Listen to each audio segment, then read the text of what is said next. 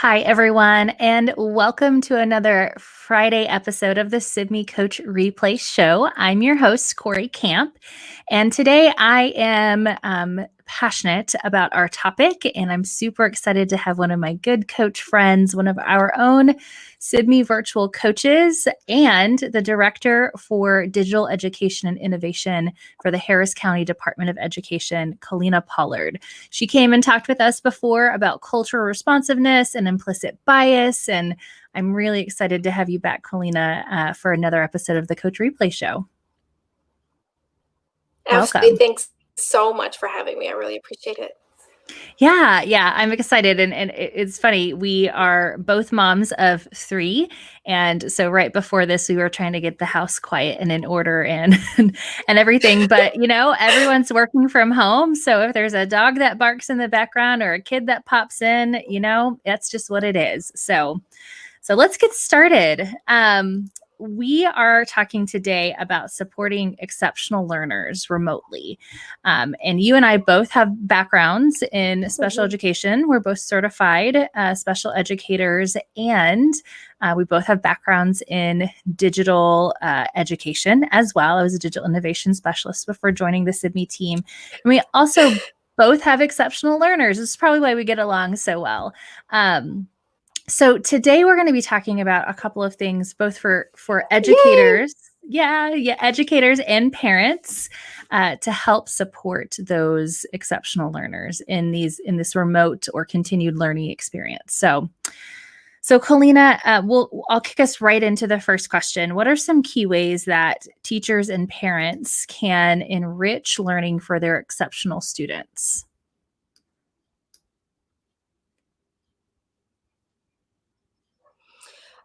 Well, like you said, I have a profoundly special needs daughter.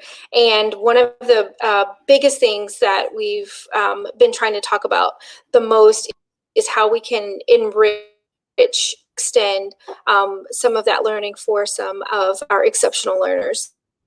What we don't want to do, of course, is for them to regress because they're accustomed to schedule and things like that. But one of the biggest things that I think is super duper important is that we make the lessons meaningful. Mm-hmm. So I know it's difficult, and I think taking into consideration some of the teachers and what they have pull those things, because they're accustomed to having the students in front of them and kind of, being able to pull out what they can from the student and meeting them where they are. Right now, some of them are putting up lessons and, hoping that they have support at home so that all of what they're trying to get across is gotten there, that the lesson, the concept is understood. Doing work that a teacher could take one concept and only talk about that concept. Practice. They can kind of go through it with themselves beforehand and really hone in on that one concept so that it's not all the fluff, it's not everything else. Focus on that. And then try to create some independent practice, something that can be turned in that that they're able to do. Creating, we'll give you some websites, some other things that you'll be able to reach a little bit later, but getting some of those to the heart of that particular concept, mm-hmm. and then a short assessment on only that concept. So a practice and then an assessment, but only on that 3 to 5 minute video that you created for that concept, so that it's exactly what you want them to get through that lesson cycle. Yeah, and it really is about kind of taking, and that's where a lot of our educators have struggled a little bit as they're moving into pre-recording some of these lessons or doing some of those live in a Zoom meeting, is really bearing it down to that bare bones, most essential piece. What's the best way that I can convey my message so that everyone can access it? And then that accessibility piece is huge, knowing that the variance of support our learners have at home, in addition to their accessibility and the tools that they have access to, is huge. right now. We're really identifying some big gaps in equity and accessibility, both for technology and for just educational support. Yeah. So making sure, kind of keeping those things in mind. But I love that you also bring into back into that full circle, the assessment part, some way to, it doesn't have to be a formal assessment, right? We don't even have to even talk Right. about grades, but some way to see how the student took that information. And so you can give them feedback, because that's the end, that's that piece of that learning loop that keeps the learning going. We've got to be able to provide information, let them try to apply that, and then give feedback so we can decide if we need to move forward to a new skill or continue on with that one. So great Exactly. points. And that was another part to build on that. Was one of the next things that I thought was really, really good to build on what they mastered is to take a virtual field trip. So if there's something that you as a teacher or parent feel like that concept was, really good, but your kid might need just a little bit more to stretch just a little bit further. There's so many sites out there now, different museums, different places, different experiments that you can do also. But the virtual field trips will take your kids to that next level. And that could even be a part where some of our exceptional learners could have phone conversations or talk to their friends who are in their classes about what they saw in that virtual field trip. And that could be an assessment, having them have a partner and talking to them and setting that up with another parent and then turning that recording in as their assessment. I mean, you're trying to evaluate whether or not they had some really good an exciting trip on this virtual field trip, or the teacher could navigate it themselves. But I mean, there's just tons of ways that it can be done. We just want to be able to extend it so that the parent and the teacher feel like they've got some support, that they've got these other options that they can do with kids. Because of course, when we're in a school building, we a lot of times we're not able to do that. Let's take this time now to take advantage of those things. What we can do, we can bring in some of those enrichment activities to extend some of the learning. Yeah, I think that's been the thing that my two school-age children have loved the most about the remote learning is their that enrichment piece. Like they're staying on, they might watch a Mystery Dug activity and then they're digging through my pantry trying to find everything that they can to do that experiment. Or, my son is coming up with lots of different research questions, and his co-teacher, and he has a co-taught math classroom, and he receives additional support in that area.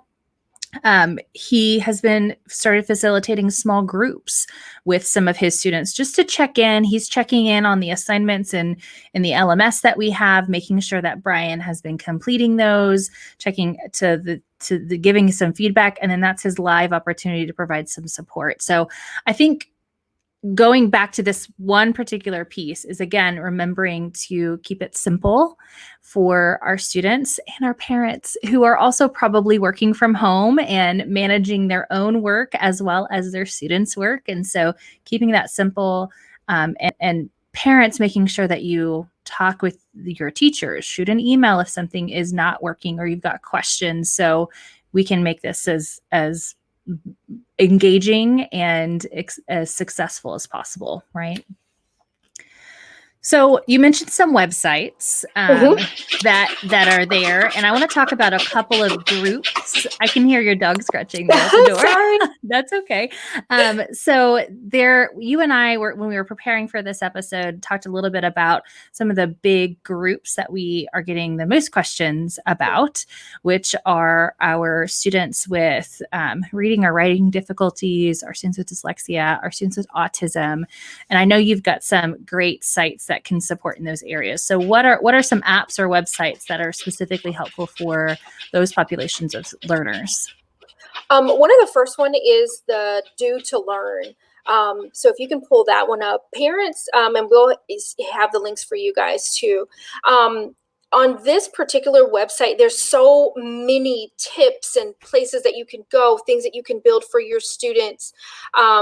And at the top, you can see where it says like academics and different topics, in specific disabilities and different skills, things like that you can build. And there's even a place for teachers and parents to go so that you can start to learn some of those too. It's never a bad thing to look at those things ahead of time and then present them to your students, just so that you can get some ideas of different things that you can do. But this website is filled with tons and tons of information for parents and teachers to help those students.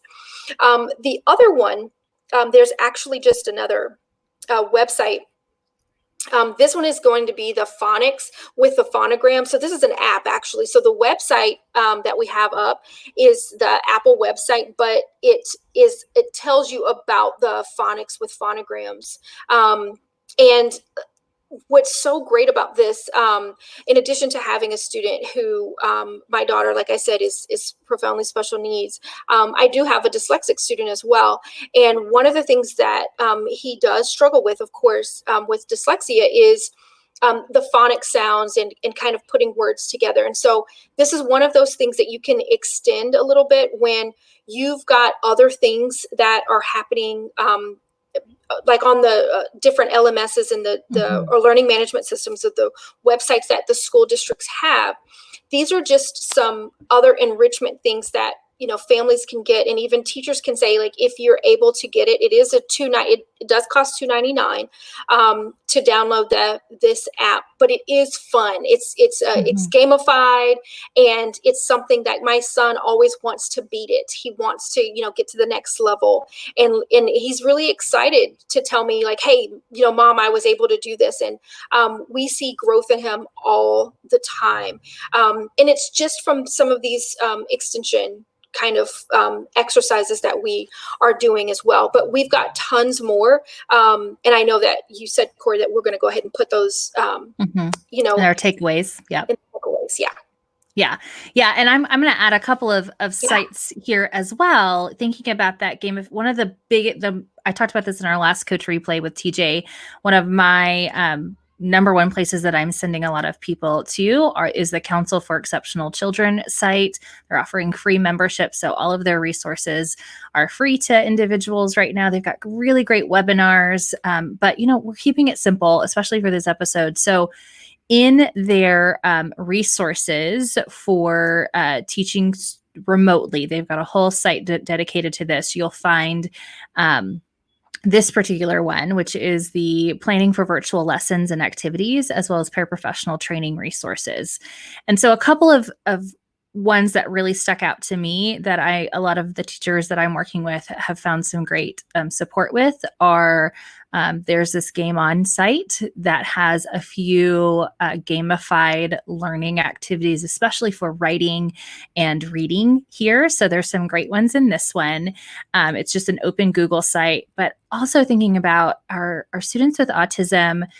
This is a stressful time where I'm hearing from a lot of parents that our challenging behaviors are on the rise because, we're cooped up at home and we're frustrated and the schedule's not the typical schedule.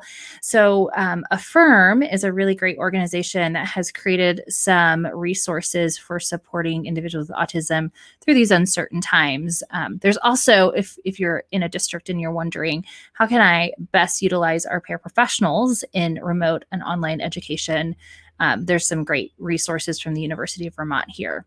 So this is a great one. And then Patins, which is an organization out of Indiana. If you've got students who use AAC, this is a really great resource for some really great, maybe you didn't get a chance to take that device home, or you're struggling with using the sophisticated device that the teachers are using really well, and you haven't quite gotten the understanding of it all. There's some really great resources here to be able to use, as well as learning activities for those individuals. So we'll add these to the Sibme Coach Replay takeaways, which are always available in our Learning Center for you to be able to download. So definitely check those out. Um, okay, so as we kind of round out our episode, what can parents and teachers do when we think about the scheduling and really trying to create that flexibility for our struggling learners who probably need a little bit more breaks? That's what they get in the school day typically. That's typically within their specialized education plan, more breaks in the day.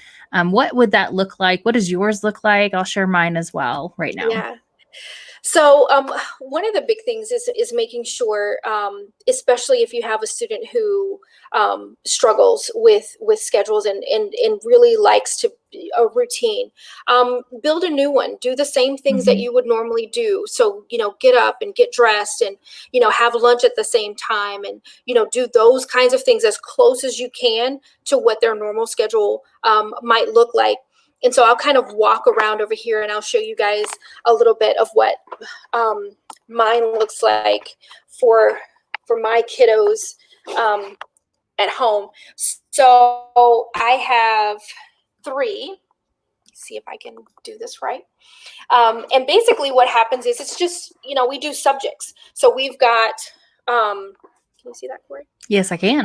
So let's just stick with Colton. So on Mondays, from at 9:00 he's doing math, and then at 11 he's doing social studies, and then that's for that day for him.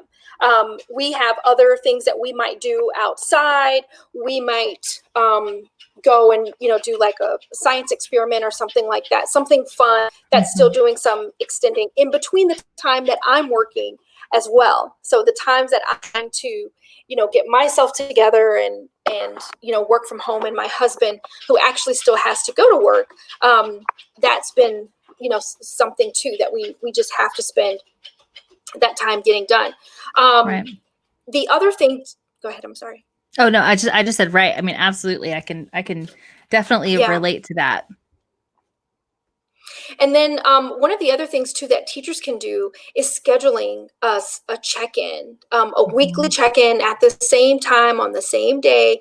And that way the student still feels connected to you if the teacher can, if they're able to be able to connect with individual students, even if it's a Zoom meeting with all of them, but at a specific time, on a specific day every week. That way the students feel like, what, I'm still, they have that sense of a little sense of normalcy. Yeah. And then the other big thing was just that everybody's going through this, everyone.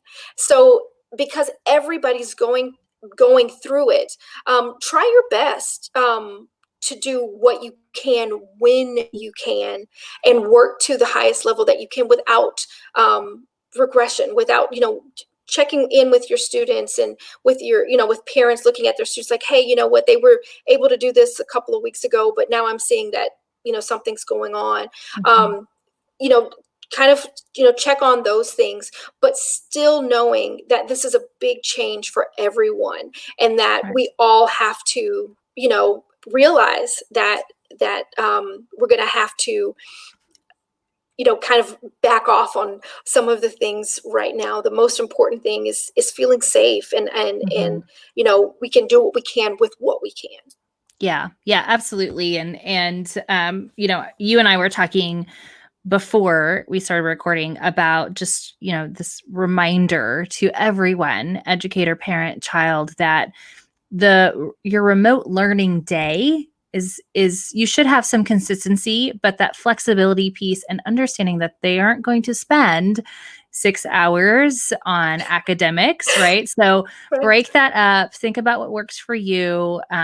I try to schedule in some specific times that I'm going to make sure that I'm kind of checking in. That way they know, like, I'm trying to work in a 15-minute time chunk right now, and then I'll be available. Like my kids, I told them, I said, find something you can do, have a backup activity if you get stuck or you have a question, and then we'll have lunch when I'm done, and then we'll get back into any questions, right? So my schedule is not by child, but there is some flexibility, and I'm probably going to be redoing this because we are in our district.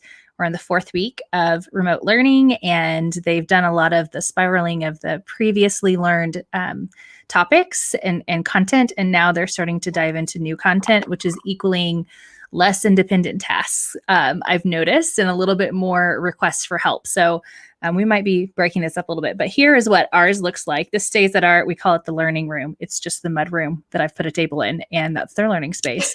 But you can see, let me see if I can get this that way. You can see we've got, like, I got wake up on here, and we've got a morning meeting where I look at all of their assignments on their LMS. We try to go for a walk. That doesn't always happen. And then academic time, which is just I'm trying to get this to show, just a small block. Why am I having such a hard time with the camera right now? I don't know which way it goes. Like, what is happening? So anyway, so our academic time, like their first block in the morning, is from 10 to 11:15. And some of those days they have class meetings with their face-to-face conferences with their teachers and their classmates. Other times they don't, but they just have a short block, and then I try to get them up and moving, doing something creative. That's also when our school has identified like a recommended schedule for the specials. So our art teachers, our music teachers, global language, physical education, so that students can tackle those tasks and those assignments. And then we do another short block in the afternoon. So all in all, ours only adds up to about 2.5, maybe 3 hours a day, but then they've got we still have recess. We still have all of those little things that help get them moving around. My son was really struggling with his music assignment today. It's one of those where he had to tap the space bar on the beat, and it didn't seem to be as responsive as his finger was. And so he was so frustrated. And I said, get up, move around, go grab a snack, and then come back to it. So just little things like that. He didn't need me to help him or do it for him. He just needed a reminder to take a break and walk away. So those little things can be definitely helpful, but just having to remember, just be flexible with it. And it's okay if it doesn't turn out the way that is. The great thing about working remotely, both learning and working remotely, is, I've got my device here. I can always get it done a little bit later if I need to. If I need to just focus on my kids from 3 to 4 today, I can go back and catch up that hours of work that I was going to do maybe after I put them to bed. So it's not always easy, but it's doable, right? So, Colina, this has been no, this has been a great conversation. Do you have any final tips or words of wisdom for our audience as we wrap up today? Very much what you were just saying, thinking about the schedules and everything with every, knowing that you've got to be flexible, be kind to yourself, be patient so that you can return that to your kiddos. So, making sure that you are not beating yourself up because they didn't complete, 15 hours of something that maybe they, just wasn't going to happen, or, things still is going on. It's a lot slower, but, there's still human beings that we have to deal with. And we have to make sure that we are kind to ourselves, be understanding, so that we can pass that patience and that kindness on to our kiddos who really need it during this time, especially our exceptional learners. Yeah, definitely. It is definitely a time for lots of grace. It is not a time for perfection, and which is hard for me. But I also think, my final tip would just be, if all else fails, just stop and make a quick checklist. Just prioritize yourself or your child or the home tasks that you have. Like, do the dishes really need to happen right now, or can they wait? Can you just move out of the room, so out of sight, out of mind, so you can tackle something else? Checklists have saved our lives, especially for my 2 kiddos. Like, that's how I make sure they know where they need to be going next, and they can independently move from one thing to another thing right now. It's also how I kind of do a quick check-in with them. And it's also, the Checklist Manifesto is one of my favorite books. And so it's also how I just manage my day as well. So if you're really struggling, a checklist might be helpful for you or the parents that you're working with, or the teachers that you're working with. So take that and use it as you will. So All right, Colina. Well, thanks again for joining us today. It's always a pleasure. Go get that puppy dog and give it some lovin'. It has been dying to get next to you. And I know we'll catch up. I'm so glad that your family is safe and well. And audience, stay well and tune in next week for another episode of the Sibme Coach Replay Show.